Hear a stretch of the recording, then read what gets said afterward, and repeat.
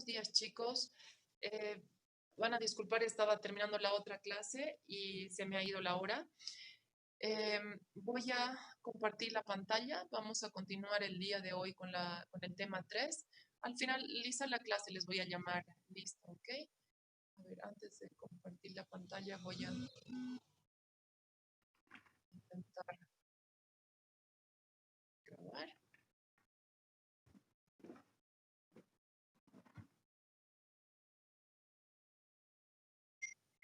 Ok, espero que ahora lo puedan ver.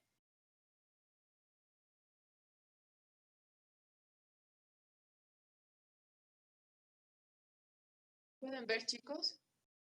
Doctora, buen día, sí, Doctora. jefe. ¿Cómo están? Bien, entonces espero que hayan leído eh, el tema 3. Recuerdan que cuando en la última diapositiva y los que están con su texto, ojalá que me puedan seguir, habíamos dicho que lo que se busca con las diferentes estrategias en epidemiología es el interrumpir la historia natural de la enfermedad, es decir, que la enfermedad ya no siga avanzando como lo estaba haciendo. Entonces vamos a empezar a ver ahora lo que es, qué se entiende por historia natural y epidemiología de la salud. ¿Okay? Antes de entrar a hablar de historia natural, antes de entrar a hablar de historia natural de la salud, vale nomás la pena hablar un poquito, pero les voy a hacer así como una presentación de lo que es historia natural de la enfermedad. Estos términos de historia natural de la salud e historia natural de la enfermedad se introdujeron por Sir Marfal Burnet. Y ya a mediados del siglo pasado, este médico australiano, que luego fue premio Nobel de Medicina, empieza a hablar por primera vez de lo que es la historia natural de la salud y la historia natural de la enfermedad. ¿Sí? No se refiere a en qué año evolucionó, no se refiere a esa historia cronológica, sino se refiere en el tiempo, ¿no? En los años, sino a cómo va atravesando paso a paso una enfermedad y va evolucionando. ¿Sí? Entonces, ¿qué se entiende por historia natural? ¿Qué se entiende por historia natural de la enfermedad? ¿Qué es la historia? Voy a volver atrás, perdón. ¿Qué es la historia natural de la enfermedad? ¿Qué es la historia natural de la salud? En este tema vamos a ver lo que es la historia natural de la salud y en el tema de la siguiente clase que hagamos el día miércoles vamos a empezar a ver lo que es la historia natural de la enfermedad. Entonces, Marfal Burnet indica que hay que conocer la evolución de una enfermedad y años más tarde, 20 más años más tarde, Lever y Clark, otros dos epidemiólogos, dicen, ok, ahora que ya conocemos que se puede conocer la historia natural de todas las enfermedades, de cada una de las enfermedades, aun cuando sean nuevas, ahora en el coronavirus es nueva, pero se está conociendo ya su historia natural de la enfermedad. Luego ya podemos establecer algunos niveles de prevención, podemos saber qué hacer y en qué momento podemos actuar, ¿ok?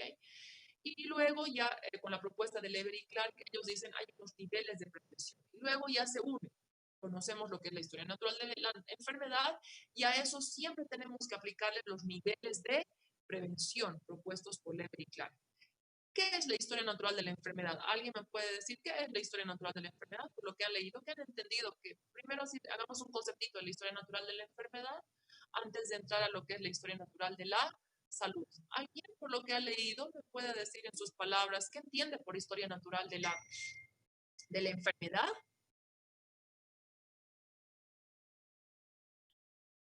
¿Qué es la historia natural de la enfermedad? Buenos días. Hola, buen día. ¿Quién quiere hablar? Dígame su apellido, porque como ahí aparecen solo sus nombres, por ejemplo, están, bueno, Micaela. ¿Quién quiere hablar ahorita? ¿Micaela, Eunice? ¿O quién? Doctora. Buenos días, doctora. ¿Qué eres? ¿Qué eres? ¿Qué apellidas? Flores Navas, Micaela. Flores Navas. Dime. La historia de la enfermedad podría ser cómo avanza una enfermedad sin que un médico intervenga. ¿Ya? ¿Alguien más?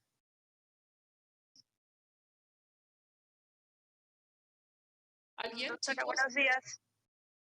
Así vamos a tener que decir Chávez Evelyn, ¿no? Sí, Como decía mi compañera, igual es como avanza la enfermedad, pero sin intervención médica, y lo que busca esto es buscar la prevención, más que todo, para evitar que la enfermedad siga su curso. Ok, Chávez, muy bien lo que me dices, pero por algún motivo no te encuentro en la lista. Del grupo 5, doctora, Carpio. Ah, ya, es que te estoy buscando como Chávez. Oye, Carpio, bien. Carpio Chávez, ¿no ve? Bien. Muy bien, lo que me han dicho sus compañeras es básicamente lo que está en la siguiente diapositiva. Y eso es la historia natural de la enfermedad. Explica el curso que sigue la enfermedad sin intervención médica alguna. Es decir, cómo seguiría la enfermedad en su periodo prepatogénico, patogénico, postpatogénico, sin que hagamos nada, sin que hagamos nada. Al principio las enfermedades son así, evolucionan naturalmente. ¿Qué ha pasado con el coronavirus? Los primeros casos de coronavirus ni sabían qué era. ¿Qué han hecho con los pacientes? Los han ido siguiendo. A ver, y ahora ya sabemos que, por ejemplo, ¿cuál es el agente causal? ¿Cuánto dura el periodo de incubación? ¿Cuánto dura el periodo de latencia? ¿A qué día más o menos en promedio empiezan las personas a presentar síntomas? ¿Cuáles son los primeros síntomas? ¿Cuáles son esos síntomas? ¿Después de cuánto tiempo las personas se pueden complicar? ¿Cuáles son las complicaciones más frecuentes? ¿Cuánto tiempo pueden tardar en ese periodo de enfermar para luego ya estar convaleciente, es decir, haber pasado la enfermedad? Entonces, la historia natural de la enfermedad es todo ese curso que sigue la enfermedad, toda enfermedad, no solo infecciosa, la diabetes, los diferentes tipos de cáncer, todas las enfermedades tienen un curso que van siguiendo y un curso que van siguiendo naturalmente. Por lo tanto, como nos dicen sus dos compañeras, tanto Flores como su compañera Carpio, que si hacemos si el estudio de ese seguimiento de la enfermedad sin que hagamos ningún tipo de intervención, porque en principio no las conocemos a las enfermedades, se llama historia natural de la enfermedad. Es el curso que sigue la enfermedad, sin que hagamos nada, sin intervención médica alguna, porque tampoco sabemos qué hacer, porque no la conocemos a la enfermedad. ¿Sí? Y luego, cuando nosotros ya identificamos cuáles son las causas que se puede hacer, lo que vamos viendo es el curso clínico de la enfermedad. Eso es diferente, lo vamos a ver en la siguiente clase. Entonces, para que nos quede claro, historia natural de la enfermedad no es en qué año se empezó a hablar por primera vez, no. Historia natural de la enfermedad es el curso que sigue cualquier enfermedad, toda enfermedad, sin que hagamos ningún tipo de intervención, sin hacer intervención médica. ¿Ok?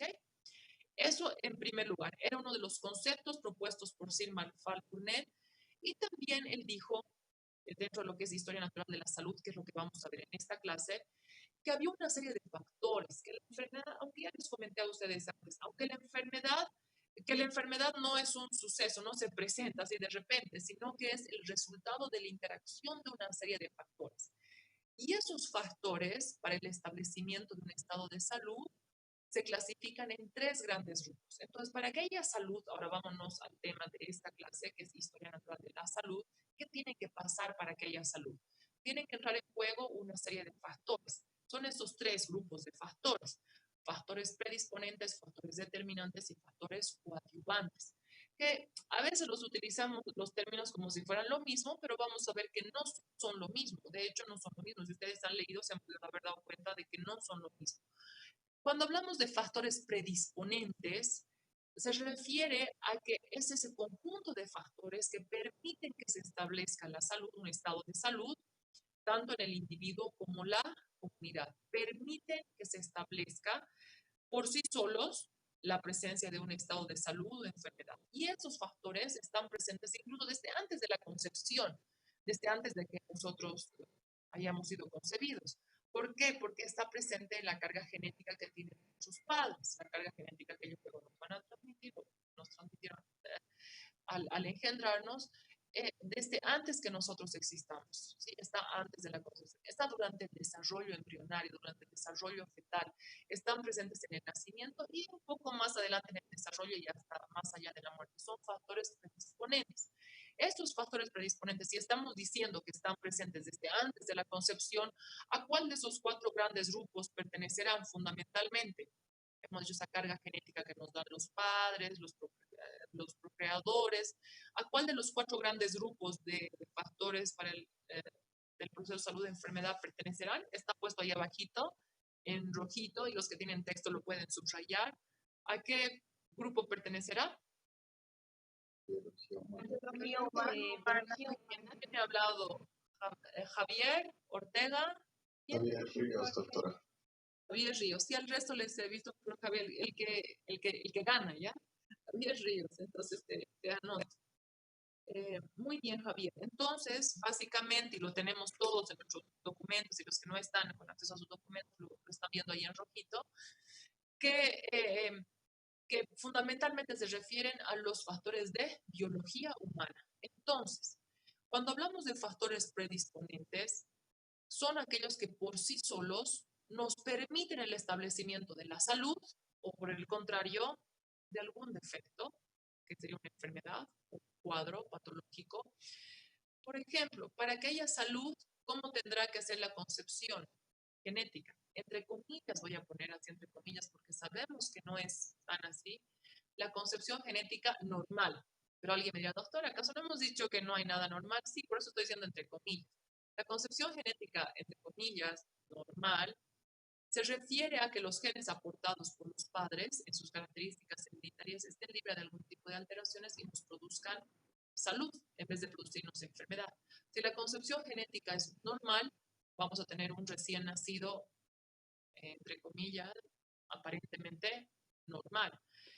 Pero, y es un factor que establece la salud, sí que permite el establecimiento de la salud. Pero si esta concepción genética tiene algún tipo de alteraciones como las que están puestas ahí y un sinnúmero de alteraciones, entonces seguramente el recién nacido tendrá algún tipo de enfermedad más que salud. ¿Qué más dijimos que entra en juego? Un embarazo y parto también normal. Un embarazo y parto normal también predispone a que haya salud o por el contrario, enfermedad. Si el embarazo y parto se llevan normalmente, con un adecuado cuidado, con los controles adecuados, y todo es aparentemente normal, no se va a producir un recién nacido con enfermedad.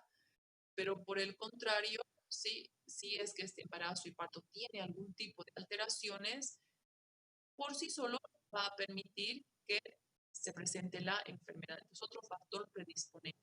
Si una mujer embarazada, por ejemplo, está expuesta a una serie de medicamentos, radiaciones, ahí tenemos un ejemplo de los más suaves que hay de las malformaciones de los recién nacidos por el accidente nuclear en Chernobyl. En este caso no hubo un embarazo normal y por lo tanto el recién nacido, en vez de que sea un recién nacido a través de un parto normal, un recién nacido normal, es un recién nacido con algún tipo de patología. La inmunidad natural es otro factor predisponente para que exista la salud. Son características inmunológicas, genéticamente nacemos con inmunidad natural, que nos las da ¿quién? Al principio, en la vida, nos las da la madre, ¿cierto? A través de los anticuerpos que nos pasan en la placenta y en los primeros días de nacidos a través del calostro. Ahí recibimos la inmunidad natural, porque todavía cuando somos pequeñitos, nuestro sistema inmunológico no está desarrollado. Por lo tanto, todavía no podemos nosotros producir nuestros propios anticuerpos. Entonces, los anticuerpos que tenemos frente a las principales enfermedades, las primeras enfermedades son las que dan nuestra madre, ¿sí? Durante el embarazo, al final del embarazo y durante la lactancia materna. Luego vamos adquiriendo inmunidad natural, ¿sí? Por ejemplo, ustedes de pequeñitos se han enfermado de qué? De varicela. Todos nos hemos llegado a enfermar, alguno que otro no, y luego se enferman ya de grandes o cuando están haciendo su internado en el hospital, pero la mayoría nos hemos enfermado de rubéola, de varicela, perdón. Y como nos hemos enfermado, tenemos ya inmunidad natural, por lo que nos hemos enfermado, ya tenemos anticuerpos. Entonces, esta inmunidad natural, sobre todo en los primeros años de la vida, es fundamental para que haya salud y para que el recién nacido goce de salud y no así de enfermedad.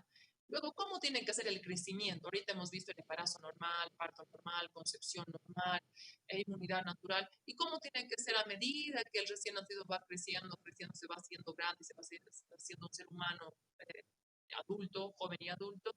Tendría que ser también normal para que así no se presente una serie de enfermedades. Pero sabemos que mientras más grandes somos, más estamos expuestos a otros factores que pueden hacer que desarrollemos una enfermedad. Entonces, básicamente, el primer grupo de factores. Hemos dicho que se llaman factores predisponentes.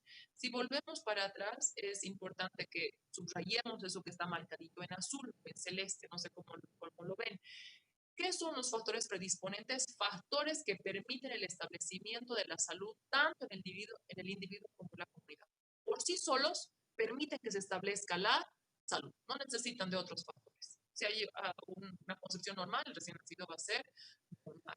Si hay un parto normal, recién nacido va a ser normal. Y hemos dicho que están presentes desde antes de la concepción y están relacionados fundamentalmente con los factores de tipo biológico. Pero también hay otros factores que se llaman factores determinantes. Miren bien esa parte que está marcada en azul y subrayenlo porque, ojo, esas partiditas que les estoy diciendo en azul y con los ejemplitos son lo que les pregunto en el examen. Porque tenemos que saber nosotros diferenciar lo que es un factor predisponente, determinante, de lo que es un factor coadyuvante. Veremos que es un factor determinante. Si bien no produce o establece la salud por sí mismo, como lo hacían los factores predisponentes, por sí mismos los predisponentes podían dar salud o enfermedad, los factores determinantes por sí solos no producen la salud o la enfermedad, pero en muchos casos son necesarios para que se produzca la salud. ¿Se entiende? Los factores determinantes por sí solitos, si están presentes en el sentido positivo, nos van a dar salud. Y si están presentes en el sentido negativo, nos van a dar enfermedad. Por sí solos, por eso es que permiten el establecimiento de la salud o la enfermedad. En cambio, estos no producen o establecen la salud por sí solos, pero sí son necesarios para que se produzca la salud. Y dentro de estos factores están los otros tres grandes grupos. ¿Cuáles serán? Aquí los factores determinantes están lo que es medio ambiente, estilos de vida y asistencia sanitaria. Los otros tres grupos. ¿Sí? Entonces, los factores predisponentes pertenecen fundamentalmente a la biología humana y los factores determinantes pertenecen a los otros tres grandes grupos de factores: medio ambiente, estilos de vida y sistema de asistencia sanitaria. El medio ambiente, ¿cómo tendrá que ser para un factor predisponente para que haya salud? ¿Cómo tendrá que ser el medio ambiente? Positivo, ¿no es cierto? Libre de, si hablamos del medio ambiente químico que nos rodea, tiene que estar protegido, sin contaminación, libre de esos factores que pueden producirnos enfermedad. Y para eso, ¿qué puede ser? Por ejemplo, que entra en juego aquí la ingeniería sanitaria.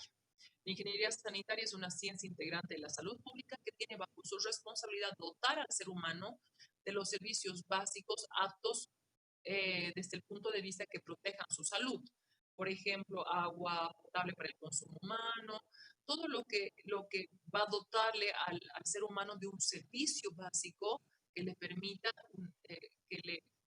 que sea determinante para que se presente la salud, ¿sí? Otro factor determinante dentro de lo que es el medio ambiente positivo es el control de los alimentos. El control de los alimentos, si está en términos positivos, nos va a dar salud, y si está en términos negativos, nos va a dar enfermedad. Cuando hablamos del control de los alimentos, nos referimos al control durante su elaboración, durante su transporte, durante su manipulación, durante su conservación, hasta que llega al consumo humano y que mantenga durante todo este curso, durante todas estas etapas, mantenga sus propiedades físicas, químicas, biológicas. Entonces, un medio ambiente, que en este caso será biológico adecuado, es un control de los alimentos. No solamente que se están elaborando, muchas veces se elaboran bien, están adecuadamente, las fábricas están envasando correctamente, con todas las tecnologías, ya perfecto. Pero ¿en qué falla? En el transporte. Se dice que tiene que ser transportado, por ejemplo, a cierta temperatura, a veces lo transportan de manera normal. Entonces, eso sí que puede hacer a temperatura normal. Eso puede hacer que se altere sus propiedades y eso más bien significa un riesgo para la salud. Lo mismo en la manipulación, en la conservación, es importante la manipulación, la conservación. Tales productos no pueden estar, no sé, tienen que estar conservados a 8 grados de temperatura o no tienen que estar expuestos al sol, no sé, los diferentes aceites, mantequillas, pero uno a veces va por el campesino o ahora no ve que vemos en las diferentes esquinas que están vendiendo aceites y demás alimentos, al sol están expuestos. Claro, de esa manera no van a cumplir, están siendo alteradas sus propiedades físicas, químicas, y por lo tanto nos van a significar más bien, por el contrario, en vez de ser un factor predisponente, determinante, perdón, para el establecimiento de la salud, va a ser al contrario, producir enfermedad. ¿Qué es importante también para tener un medio ambiente positivo?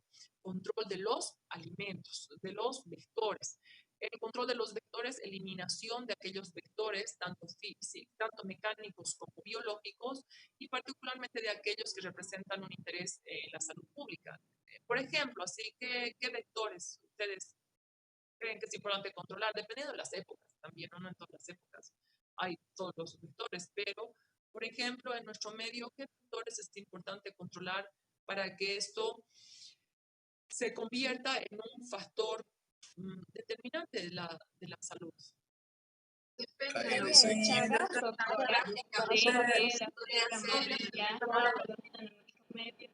Pero es que tiene, antes de hablar, chicos, perdón, Doctora, buen día. antes de hablar, dígame, aquí habla Ortega. Digo esto así, ¿ya? Porque como no les veo ni sus caras, no me muestran ni su cara, entonces yo no sé. A ver, ¿quién va a hablar? Yo, doctora. Doctora.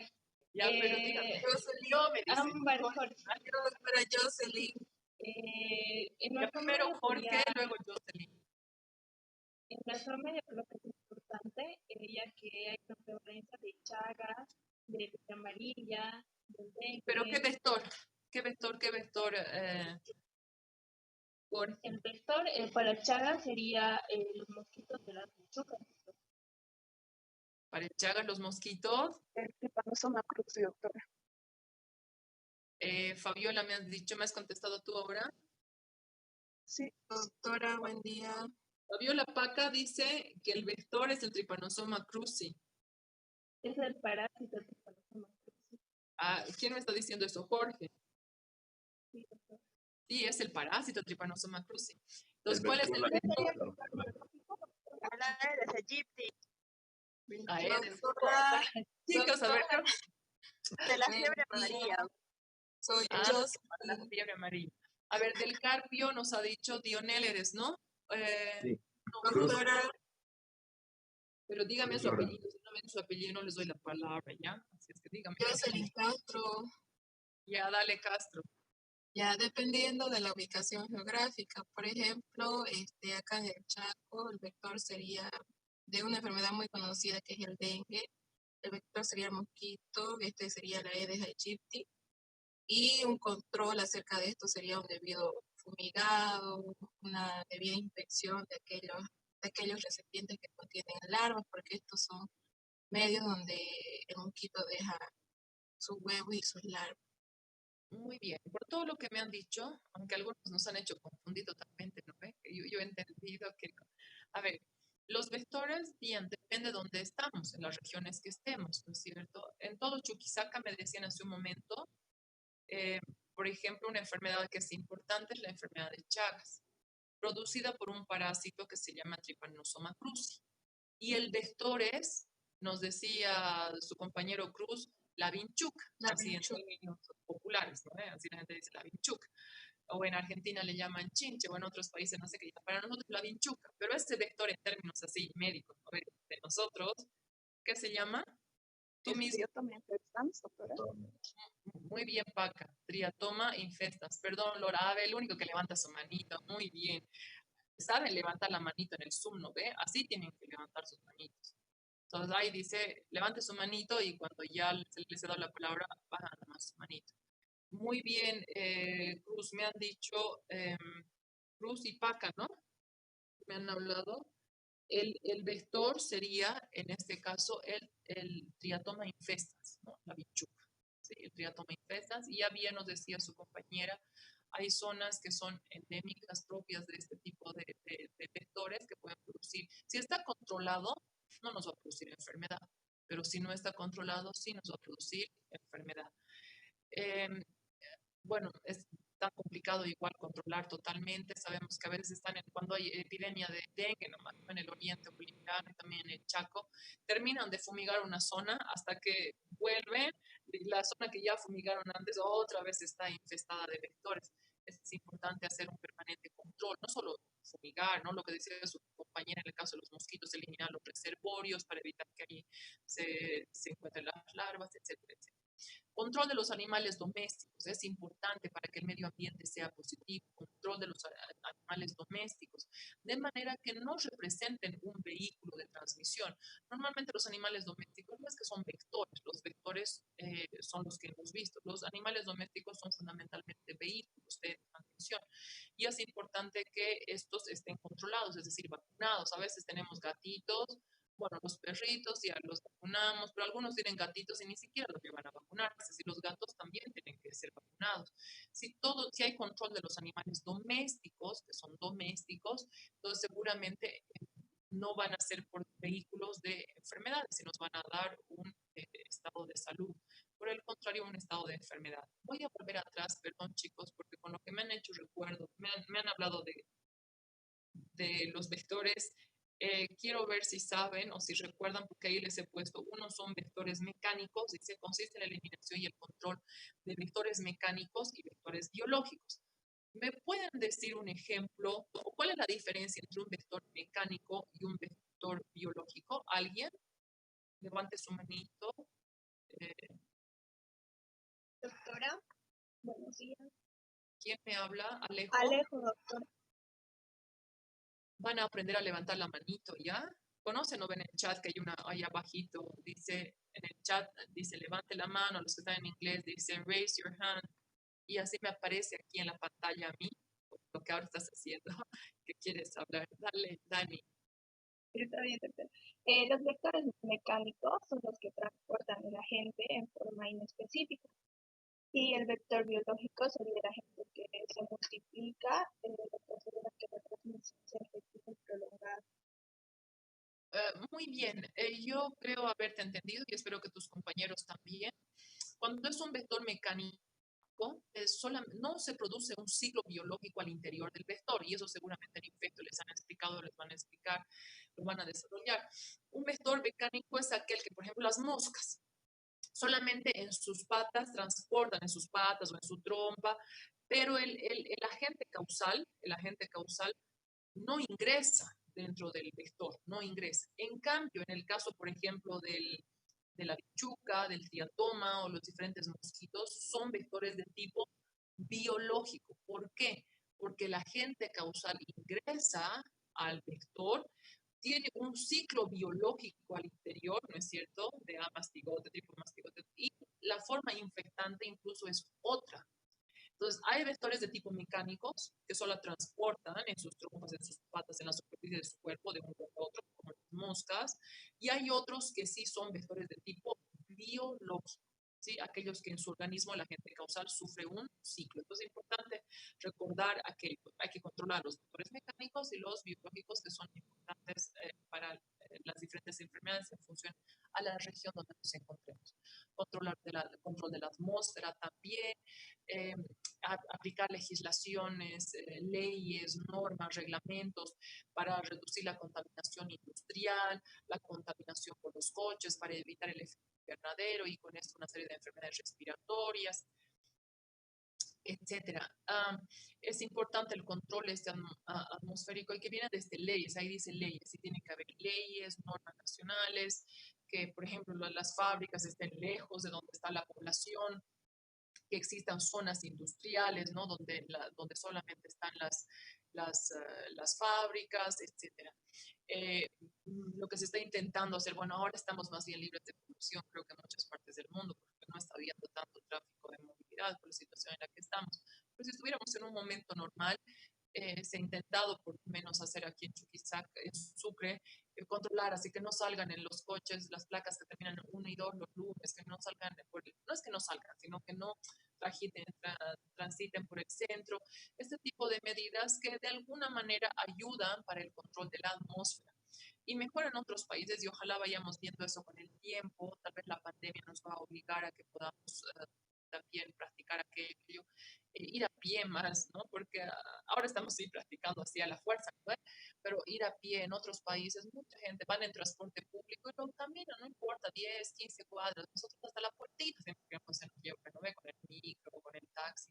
Tenemos que aprender a respetar los lugares de paradas, y el uso de la bicicleta, con todos los errores y demás que ahora está teniendo, seguramente van a reformular lo de las ciclovías que están haciendo, porque parece que no están muy bien diseñadas, pero fomentar el uso de la bicicleta para de esa manera controlar la atmósfera, controlar las enfermedades transmisibles, una serie de medidas tendentes a controlar los factores de riesgo, factores causales, como lo que estamos viendo ahora con el coronavirus y con las otras enfermedades, chagas, dengue, fiebre amarilla, neumonías, etcétera. Control y saneamiento de la vivienda, que si todo esto está en términos positivos nos va a dar salud. Toda vivienda debería de cumplir esas cinco condiciones, satisfacer las necesidades psicológicas, las necesidades fisiológicas, protegernos contra enfermedades o contagios, protegernos contra accidentes y tener un mínimo espacio, ¿no?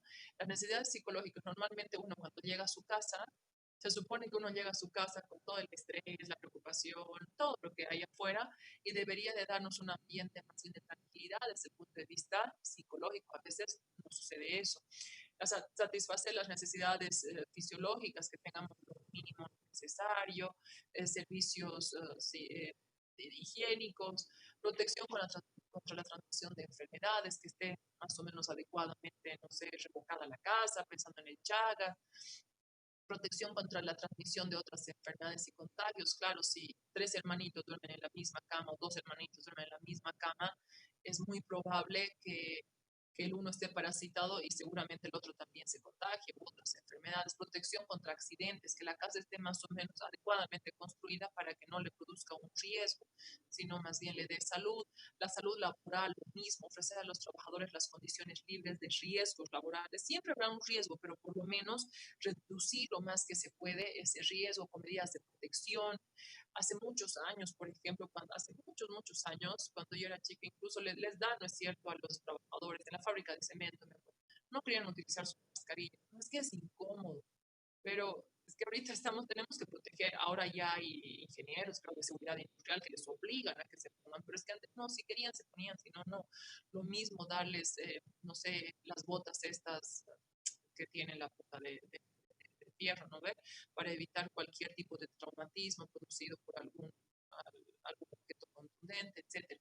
Entonces, darles la salud laboral o en un ambiente, un hospital, lo mismo, la protección, etcétera. Entonces, todo esto, y más podríamos seguir hablando, son factores, ¿qué factores hemos dicho? Determinantes.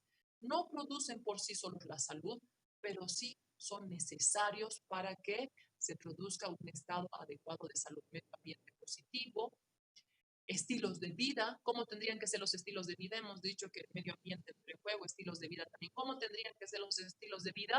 Saludables. Tendrían que ser estilos de vida saludables para que más bien se conviertan en un factor favorable para la salud, un factor determinante para el establecimiento de la salud y por el contrario, si estos no están en términos positivos, se convertirá en un factor de riesgo.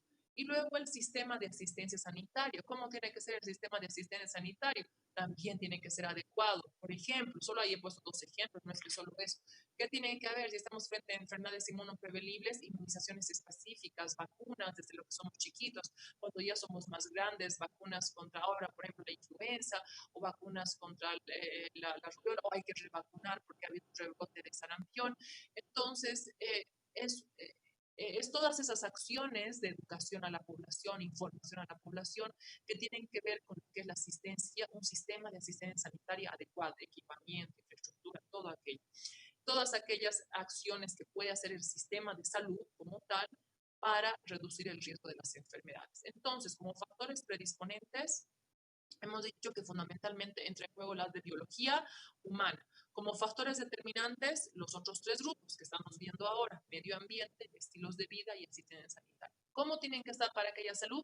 En sentido positivo. Por el contrario, nos producirán enfermedad.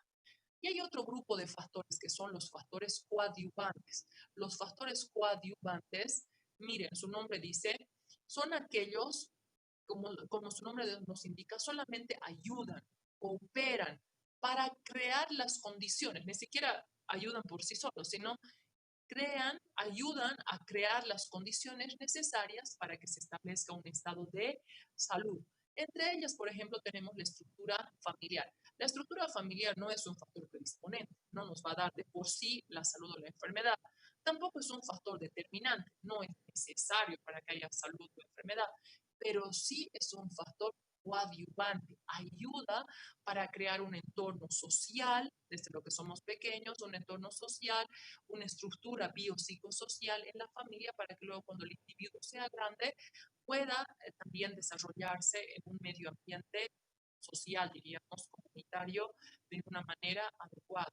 La estructura social, no solamente nuestra familia, sino la estructura social de la sociedad, influye en la sociedad, las comunidades, influyen para que se establezca un estado de salud. Entonces, en resumen, antes de pasar a lo último, para que se establezca la salud según lo propuesto por Sir Marfal Burnet, entran en juego tres grupos de factores: los factores predisponentes, los factores determinantes y factores coadyuvantes, que son un sinfín, les he puesto ahí como los más importantes. Entonces hay que saber, dependiendo qué enfermedades, cuál de los grupos estará entrando en juego más, pero que existen esos tres y no los hablemos como si fueran, no nos refiramos a ellos como si fueran lo mismo. Una cosa es factor predisponente, por sí solo produce la enfermedad. Factor determinante es aquel que no produce por sí solo la enfermedad, pero es necesario para que se produzca la enfermedad o la salud. Y por último, los factores que son coadyuvantes. No establecen, no son necesarios, pero sí nos ayudan a crear ciertas condiciones para que luego se establezca la salud o por el contrario, la enfermedad. Para terminar, no olvidemos que dentro de la salud, también ya se los dije antes, pero aquí lo reforzamos, que para la salud, cuando hablamos de un estado de salud, cuando hablamos de la descripción de ese estado de salud, siempre tenemos que hacer esa descripción en función a las variables ¿de qué? Ahí están puestas, de persona, tiempo, lugar. Siempre se hace la descripción en esas. Cualquier enfermedad, sea una enfermedad infecciosa, crónica, degenerativa, Alzheimer, cualquier enfermedad, siempre que hagamos la descripción epidemiológica del estado de salud respecto a esa enfermedad, tenemos que hacer la descripción en variables de persona. ¿Quiénes? ¿De qué edades? ¿De qué sexos? ¿De qué nivel educativo? ¿En lugar? ¿De qué zonas provienen? ¿Rural, urbano? ¿De qué municipios? ¿De qué departamentos? ¿De qué países? Y del tiempo en este año, en el año 2015, 16, 17, 18, 19, 20, o en la semana 1, la semana 2, o en el mes de enero, febrero. Entonces, siempre la descripción se tiene que hacer en función a esas variables. Las variables de persona son la mayoría. Cuando nosotros hablamos de variables de persona, no solamente se refieren a los atributos biológicos, es decir, no solamente se refiere a ser hombre, mujer y su edad. También aspectos variables de tipo socioeconómico, su nivel educativo, su nivel de ingreso económico, no sé, su actividad laboral. Todos esos son variables de persona. La edad, entre una de las variables de persona, que siempre se describe en todo evento. Ustedes están viendo el coronavirus. ¿Qué variable se describe? Lo primero, afecta a tales edades y tales son hombres, tales mujeres. Lo primero que siempre se describe de toda enfermedad es edad y la variable sexo, además de todas las otras. Cuando nosotros hablamos de la variable edad, al principio de la vida, en los primeros años, no hay mucha diferencia entre hombrecitos y mujercitas. Casi las enfermedades son similares para niños y niñas. Pero a medida que avanzamos en el tiempo, vamos haciéndonos jóvenes, adultos, sí empiezan a haber particularidades. Fundamentalmente a las mujeres les afectan enfermedades de tipo relacionadas con lo que son, por ejemplo, en la edad, enfermedades relacionadas, creo que aquí lo tengo, enfermedades relacionadas con su función reproductiva, ¿sí? Y en el hombre más con su función productiva, es decir, accidentes laborales, más relacionados con el trabajo. En cambio, las mujeres más enfermedades relacionadas con su función reproductiva. En general, no estoy diciendo lo único. Entonces, en el sexo es importante describir qué enfermedades afectan más a hombres, a mujeres. Lo mismo en la edad. No es lo mismo ser pequeño que ser grande. Entonces, siempre hay que describir la edad. Y no es lo mismo una enfermedad en un niño que en un mayor. Estamos viendo ahora con el coronavirus que parece que los niños pasan súper asintomáticos. Ni siquiera presentan leves síntomas y no son leves. Pero cuando ya somos mayores, los síntomas en esta enfermedad parece que son más graves, ¿no? Y luego incluso pueden complicarse. La raza también, o la etnia, ya no se llama raza, sino etnia, está todavía algunas enfermedades, dicen que sí tienen que ver algo con la etnia, pero otras dicen, no, la etnia no tiene nada que ver, sino más bien son las costumbres, los estilos de vida de esa etnia. No está, por eso es que les pongo ahí que no está totalmente probado ni determinado la influencia real para todas las enfermedades de la raza, de la etnia, como un factor para el establecimiento o mantenimiento de la salud, sino más bien los autores dicen, están más relacionados los estilos de vida, no es la raza como tal, no es la etnia como tal, sino el estilo de vida. Y cómo ellos apoyan esta su teoría, dicen, por ejemplo, eh, hay mucha obesidad en Estados Unidos, es el principal problema de salud pública. Cuando nosotros vemos a un inmigrante que vivía en México, llega a Estados Unidos, era delgado, flaco, no sé, pero sobre todo no por constitución, por la situación económica de no acceder a alimentos. En su país eran nomás con bajo peso o más de lo normal para abajo, pero vienen a Estados Unidos las hamburguesas, los estilos de vida, a todo lugar en coche y la gente casi no camina, a todo lugar en coche, etcétera. Entonces, esa persona que en su país tenía un índice de masa corporal normal, por decir, va a Estados Unidos y al cabo de unos años empieza a desarrollar obesidad. Entonces, eso es lo que algunos autores dicen, no es la raza como tal, sino es el estilo de vida de esa raza o de ese grupo étnico. Pero también en algunas enfermedades influye la etnia. O los japoneses, no es que los japoneses sea su raza, sino su estilo de vida, no comen muchos hidratos de carbono, sí comen alimentos de mar, pescados, verduras, por lo tanto, no es tanto su raza, sino fundamentalmente su estilo de vida. Bueno, así podríamos describir una serie de variables de persona, nivel educativo, actividad laboral, etcétera, ¿sí? Y los estilos de vida, si realiza o no realiza actividad física, qué nivel educativo tiene, qué idioma habla, todas esas son variables de personas. Si es que siempre que hagamos una investigación, una descripción, tenemos que ver qué voy a preguntar, edad, sí, sexo siempre voy a preguntar nivel educativo, depende de la enfermedad, uno tiene que priorizar qué variables tengo que preguntar o recoger o recabar para X enfermedad, ¿ok? Pero siempre, no nos olvidemos, siempre las que son, que siempre van a estar en todas las enfermedades, describir la salud de la enfermedad, es edad y sexo. Luego tenemos variables de tiempo, ¿sí? La variable del tiempo es importante hacer una descripción de la salud en función al tiempo, porque las enfermedades se distribuyen de diferente manera en función al tiempo.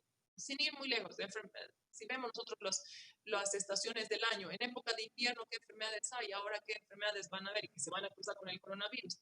Enfermedades respiratorias por la época, por el clima, por el tiempo en el que estamos viviendo. Seguramente en otras épocas que son más de lluvia, donde hay más enfermedades diarreicas, hay más enfermedades producidas por mosquitos, como decían antes, porque hay más proliferación, por la lluvia, etc.